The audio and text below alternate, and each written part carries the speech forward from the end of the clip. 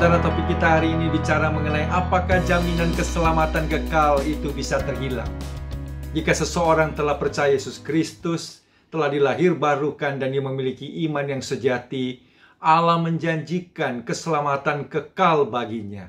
Namun apakah keselamatan itu bisa terhilang jikalau orang itu sampai pada akhir hidupnya kemudian menyangkal Yesus Kristus? Maka sebagian orang Kristen berkata, memang betul Allah menjanjikan jaminan keselamatan kepada orang yang percaya. Tetapi tetap bergantung kepada orang percaya itu apakah ia akan memelihara imannya sampai akhir. Dan jikalau ia tidak memelihara iman setianya sampai akhir, maka keselamatan itu bisa terhilang. Ada bahayanya slogan sekali percaya tetap selamat selama-lamanya. Tidak peduli bagaimana dengan kehidupan seseorang. Karena slogan ini akhirnya menjadi sebuah stempel pembenaran bagi orang melakukan apa saja. Toh, saya sudah diselamatkan. Demikian argumentasi bagi orang yang mengatakan bahwa keselamatan itu bisa terhilang oleh karena orang itu tidak memelihara sampai selesai dengan setia imannya.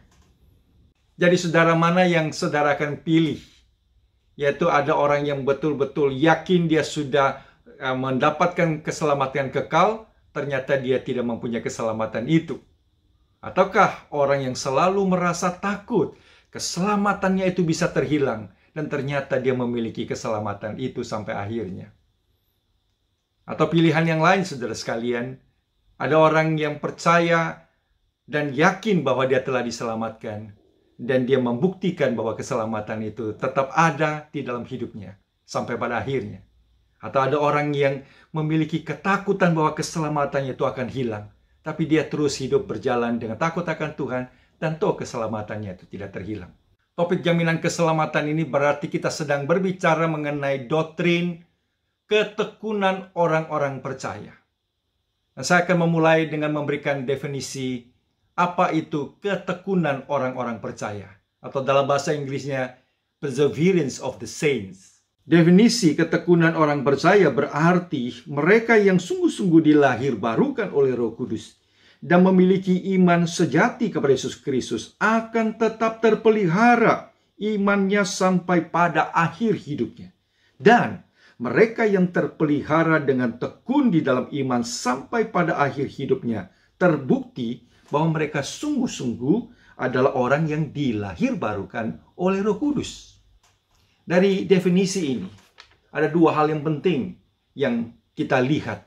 Yang pertama adalah, jikalau orang itu adalah orang yang sungguh-sungguh telah dilahir barukan dan memiliki iman yang sejati, maka jaminan keselamatannya tetap dipelihara oleh Allah sampai kepada akhir hidupnya. Saya akan jelaskan bagian yang pertama ini, demikian saudara sekalian. Jikalau kita membaca Alkitab, dan ini bukan bicara mengenai segelintir ayat, dan kita tidak menjadikan ini sebagai satu peperangan ayat, kelompok yang mengatakan keselamatan bisa hilang, lalu kemudian mengeluarkan beberapa ayat, lalu kemudian kita yang mengatakan kita percaya kepada keselamatan tidak akan terhilang, lalu kita mengeluarkan ayat. Ini bukan soal peperangan ayat. Sebab jikalau kita melihat pengajaran Alkitab kita secara keseluruhan, kesaksian Alkitab itu begitu komprehensif. Karena kita tahu Allah itu berdaulat, Allah itu mengatur segala sesuatu, dan dia bekerja dengan sempurna dari awal sampai akhir. Sehingga kita percaya di dalam rencana keselamatannya bagi kita, itu tidak jatuh kepada bagaimana kekuatan daripada kita, melainkan bagaimana setianya Allah memulai sesuatu pekerjaan keselamatan. Dia pasti akan memelihara dan menggenapkan sampai akhir. Kita menyaksikan kesaksian Alkitab dengan besar luar biasa seperti ini. Karena keterbatasan ruang dan waktu, saya hanya bisa memberikan beberapa ayat-ayat saja yang menjadi bukti bahwa orang-orang yang dilahir barukan Roh Kudus, mereka yang memiliki iman yang sejati, Allah itu memelihara keselamatannya sampai akhir. Yang pertama, mari kita lihat Filipi pasal 1 ayat yang ke-6. Akan hal ini aku yakin sepenuhnya, yaitu Ia yang memulai pekerjaan baik di antara kamu akan meneruskannya sampai pada akhirnya, pada hari Kristus Yesus. Paulus bicara di sini. Ia yakin Allah yang mulai, pasti Allah itu akan meneruskan sampai pada akhirnya. Rasul Petrus juga memberikan kesaksian yang sama dalam 1 Petrus 1 ayat yang kelima. Yaitu kamu yang dipelihara dalam kekuatan Allah karena imanmu, atau saya lebih suka menerjemahkan bukan karena imanmu, melainkan melalui imanmu. Yaitu kamu yang dipelihara dalam kekuatan Allah melalui imanmu, sementara kamu menantikan keselamatan yang telah tersedia untuk dinyatakan pada zaman akhir. Dalam ayat ini kita melihat ada dua hal yang penting. Yang pertama adalah keselamatan itu dipelihara oleh kekuatan Allah. Tetapi sekaligus kita menyaksikan adanya ketekunan dari kelanjutan iman kita yang terus perseveres, bertekun di dalamnya. Yaitu keselamatan yang telah disediakan sampai pada zaman akhir. Kesaksian Rasul Paulus dan kesaksian Rasul Petrus ini jelas berangkat dari pengajaran Yesus Kristus sendiri. Dan jikalau kita membaca Injil Yohanes, kita menyaksikan dengan jelas luar biasa. Yesus berkata bahwa orang yang percaya kepadanya telah berpindah dari gelap kepada terang, telah berpindah dari maut kepada hidup yang kekal. Dan barang siapa yang percaya kepadanya, dia telah memiliki hidup yang kekal. Dan itu bukan soal mudah-mudahan. Dan Yesus tidak berkata soal di tengah jalan kemungkinan besar orang itu bisa kehilangan keselamatan. Saudara, itu adalah jaminannya, itu adalah kepastiannya. Dalam Yohanes 6 ayat 39 dan 40, Yesus sendiri berkata demikian. Dan inilah kehendak Dia yang telah mengutus aku, yaitu supaya dari semua yang telah diberikannya kepadaku, jangan ada yang hilang, tetapi supaya ku bangkitkan pada akhir zaman. Sebab inilah kehendak Bapa-Ku, yaitu supaya setiap orang yang melihat Anak dan yang percaya kepadanya beroleh hidup yang kekal, dan supaya Aku membangkitkannya pada akhir zaman. Ayat yang begitu jelas dan kuat bicara mengenai jaminan keselamatan sampai kepada akhir zaman. Yesus yang menjaminnya. Demikian juga ucapan daripada Yesus Kristus dalam Yohanes pasal 10 ayat yang ke-28 dan 29. Demikian bunyi dari firman Tuhan ini. Dan aku memberikan hidup yang kekal kepada mereka, dan mereka pasti tidak akan binasa sampai selama-lamanya, dan seorang pun tidak akan merebut mereka dari tanganku. Bapa-Ku yang memberikan mereka kepadaku lebih besar daripada siapapun, dan seorang pun tidak dapat merebut mereka dari tangan Bapa.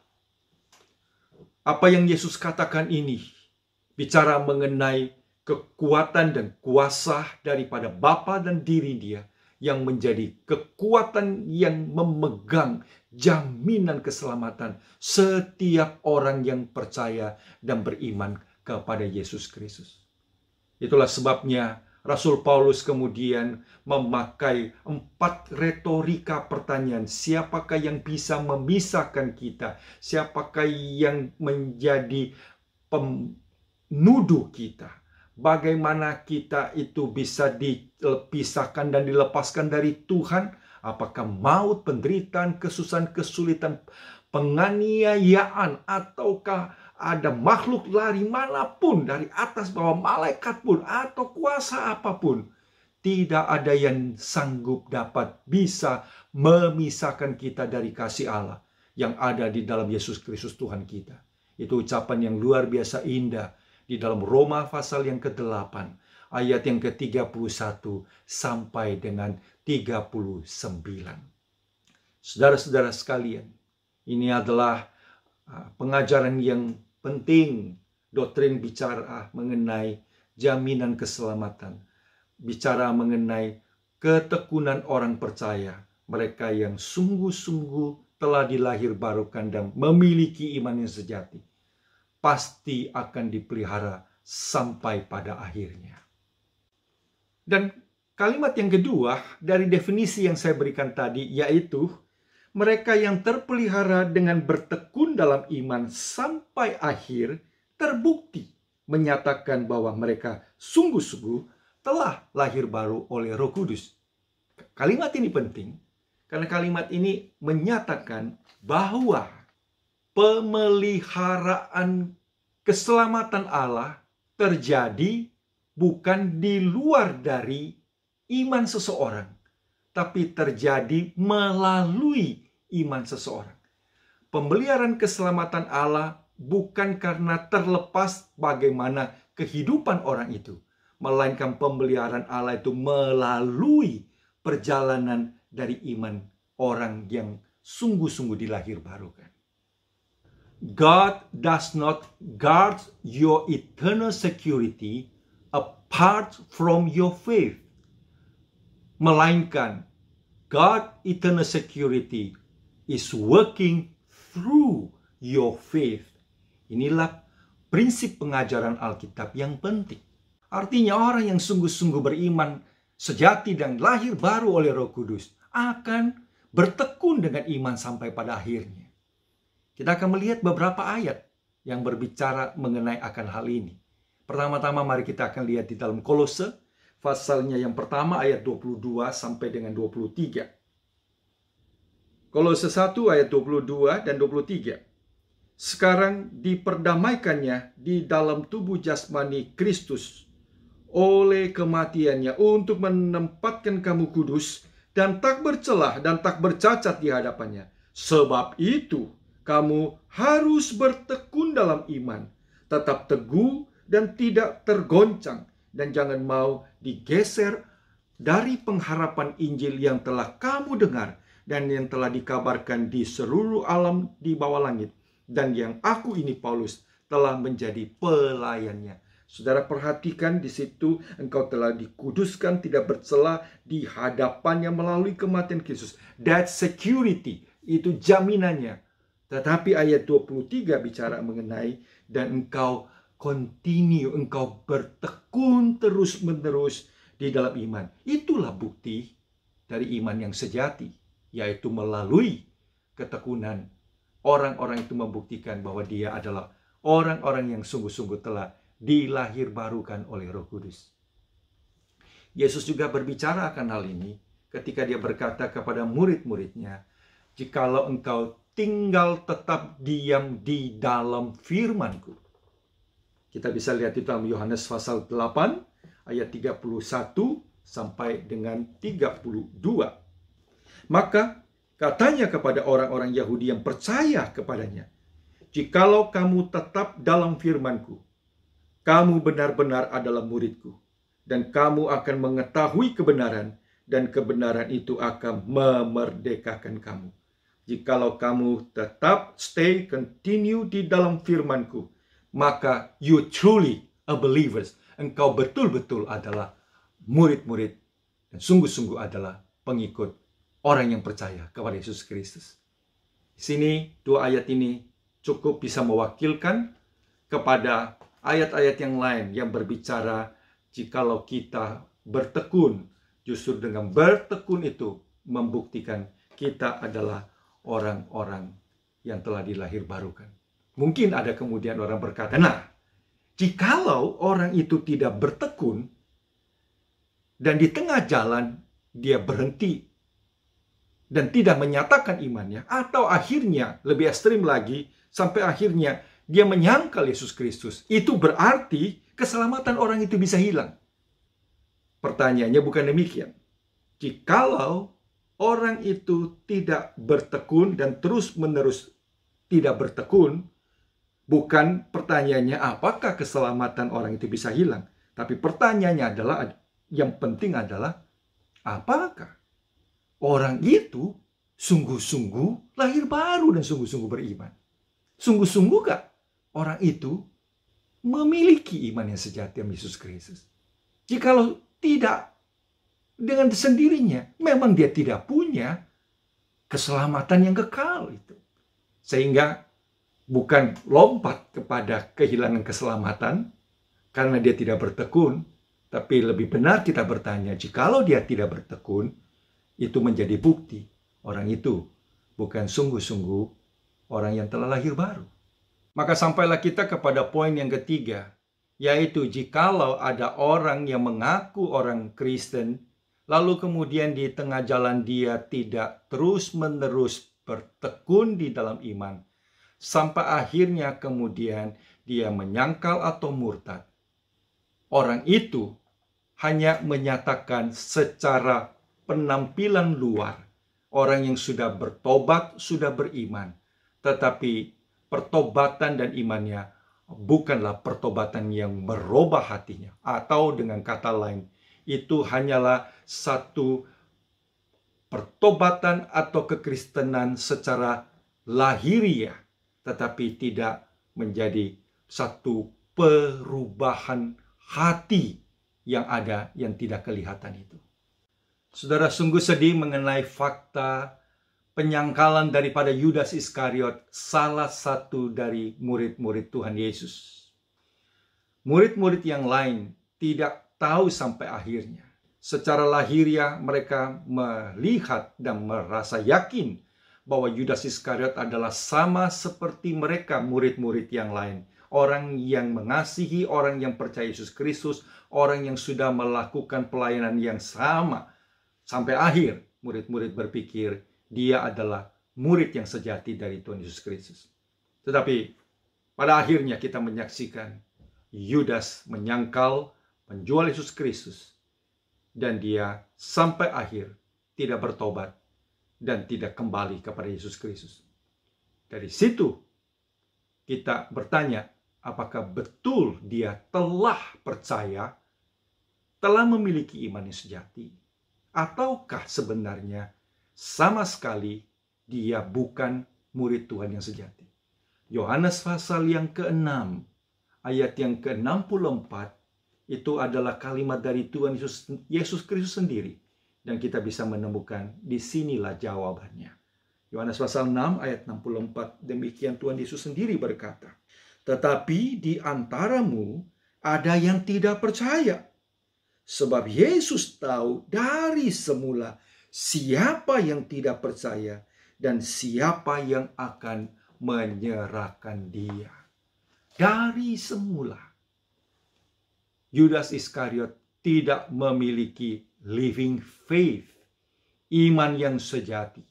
Yang ada adalah hal-hal yang lahiriah yang di atas. Sehingga tidaklah heran pada waktu Yesus di dalam Matius pasal 7 berkata, di hari yang terakhir ada orang yang mengaku dan berseru-seru nama Tuhan. Artinya dia mengatakan dia percaya Tuhan.